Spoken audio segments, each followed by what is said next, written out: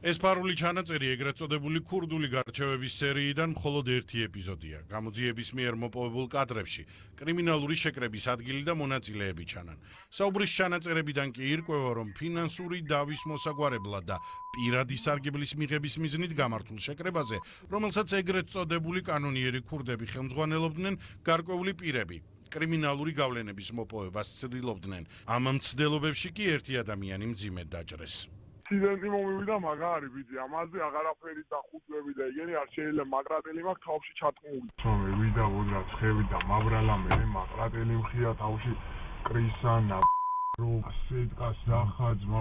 შინაგან საქმეთა სამინისტროს თანამშრომლებმა ეგრეთ წოდებულ ქურდულ სამყაროსთან კავშირში მყოფი 13 ადამიანი დააკავეს.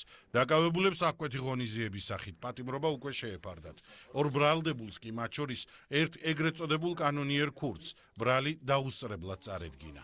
ქურდული სამყაროს წევრები და მხარდამჭერები ახორციელებდნენ მოქალაქეთა შორის არსებული დაურვის და კონფლიქტების გადაწყვეტას ქურდული გარჩევის გზით, მათ შორის თავიანთი გავლენის გამოყენებით.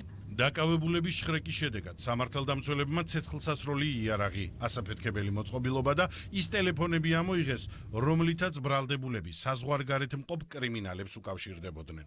დაკავებულები ბრალს არ აღიარებენ და დუმილის უფლებას იყენებენ. წარმოდგენილი მტკიცებულებები არის საკმარისია არსებით განხილვაში დაცვის მხარე უფრო მყარი პოზიციით, უფრო მყარი მტკიცებულებებით წარსდგები. საქმეზე გამოძიება გრძელდება. დაკავებულებს კი ბრალის დამტკიცების შემთხვევაში 15 წლამდე თავისუფლების აღკვეთა ემუქრებათ.